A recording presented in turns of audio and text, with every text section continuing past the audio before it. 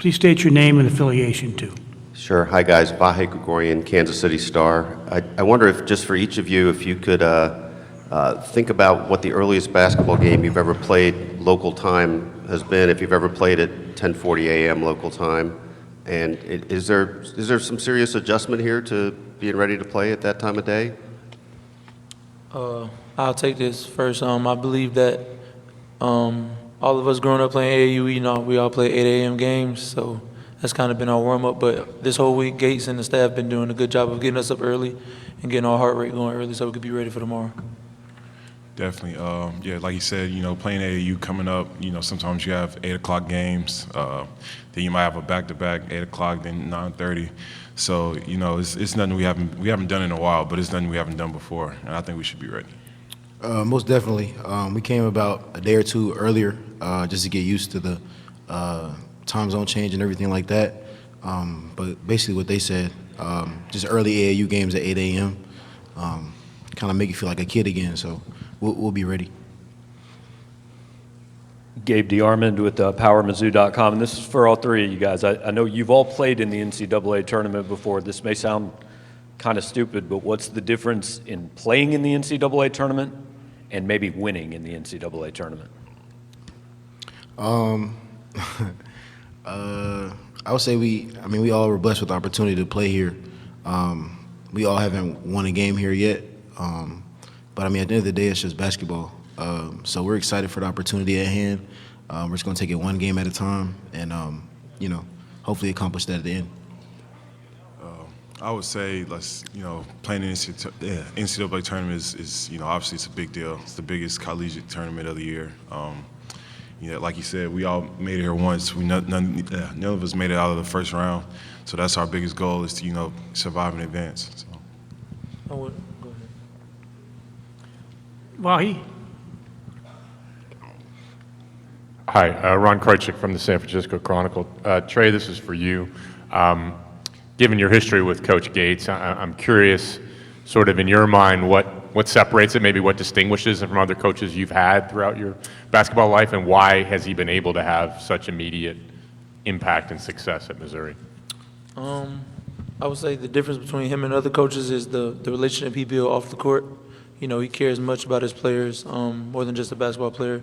He actually wants to be in their wedding, or at their wedding and all that. So I think that's the biggest thing. And for him and his success, I think he builds that bond, like I just said, but he checks all the boxes, the X and O's, the player development, the team bonding and all that. He just checks all the boxes, and he genuinely cares. And once he gets his guys to genuinely care for each other off the court, I feel like on the court take cares of itself.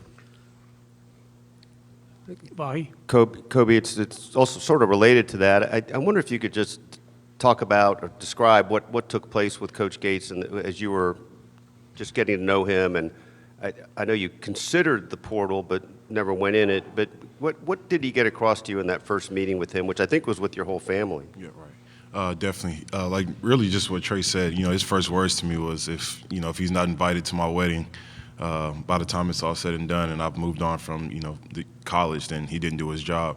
So I knew then it was more than the business with him. I knew he wanted to build actual relationships, and he just cared more than just me putting the basketball in the hoop. So yeah, it was just just him wanting to build those strong relationships and caring more for your personal health than he does for what you can do for him. Was that what turned you to Definitely. Yeah, he opened my eyes big time off the rip, and it led to me staying. So. Nick and Trey, people tend to make a big deal of the labels of high major, mid-major, different conferences. You guys have obviously both played at both levels. How important is it for you going into this game? And is it easier because you have so many guys that maybe came from that level to kind of ignore the idea that SEC versus Mountain West or anything? We don't get caught up too much in, level when it comes to basketball. Like you said, we've all been here before at those levels. Me being in the Atlantic 10, him being in the Horizon. So we still have, even though we're at the high major level, we still have that mid-major chip on our shoulder because at the end of the day, we're still underrated and slept on around the country. So we don't really get caught up in that too much. Utah State's a good team, and it should be a really good game. Yeah, to piggyback off that, most of the guys coming from mid-major, I feel like we know the chip that they have coming into this game, and they're a very great team with a very good coach, so we can't underestimate them. But like he said, we were still picked as the underdog, and that's how we would like it, and that's how we wouldn't want to know different.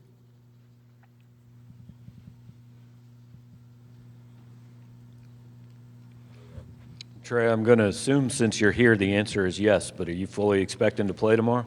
It's a game time decision.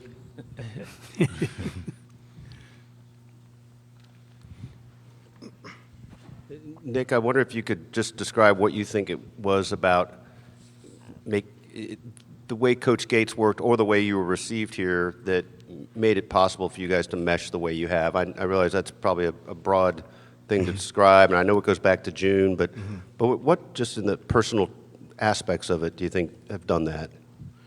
I think just sitting down in his office, talking to Coach Gates, after getting to know him for a little while, we share some of the same similar tendencies and like our personalities. So just building that relationship with him off the court, him telling me, how valuable I am to this team and this program, and just it was really everything off the court that led on to on the court. He has confidence in me and faith in me, and I can't really ask for a better coach. I'm glad I decided to come here, and I'm glad I get to play for him. So.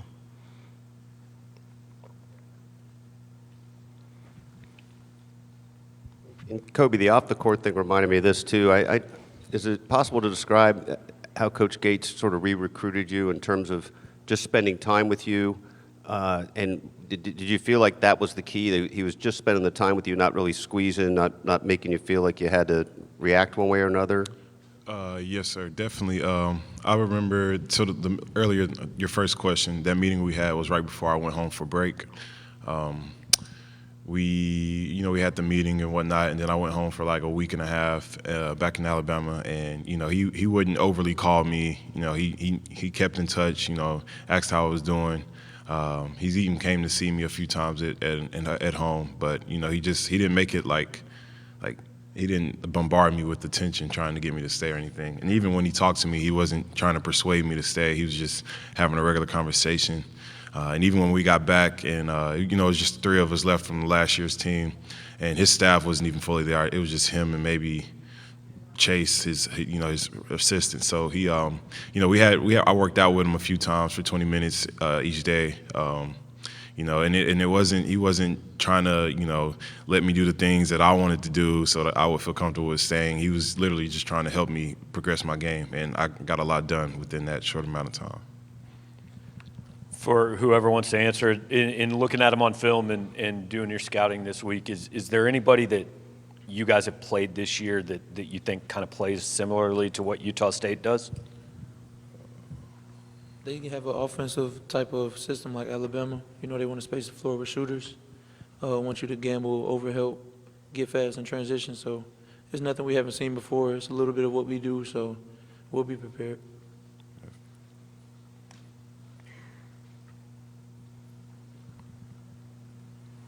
Question in the corner.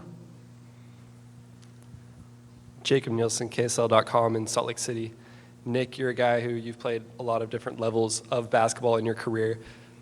What is your perspective of the Mountain West Conference and of Utah State? Do you see the Mountain West as a major conference in terms of a multi-bid league, or do you see them as just another mid-major group? I think, in my opinion, they're a little bit above the mid-major group. They have a lot of good teams out there. I personally know Nevada guard Keenan Blackshear, so I watched a couple of his games. So I know how tough the league is. And just over the years, catching those games on a late night, you can see how good that league really is. So we're not underestimating them by any means. It's a basketball game at the end of the day, and we definitely respect them. And, the Mountain West has our respect for sure. Kobe, as the only guy who's played an NCAA tournament game in this uniform, obviously it's been a while since Missouri got to that next round.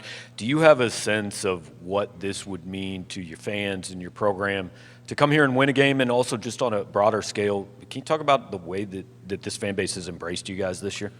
Definitely, yeah. They took our new team and Coach Gates with open arms. Surviving in this tournament would be so big for them. For us too.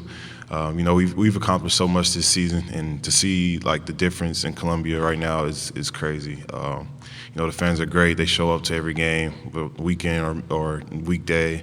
I still get DMs talking about, you guys made history, made us so proud that you made it to the conference semifinal and, all types of things like that, 20-plus wins. So, that means so much to them, and that we really want to go out here and get this win for them.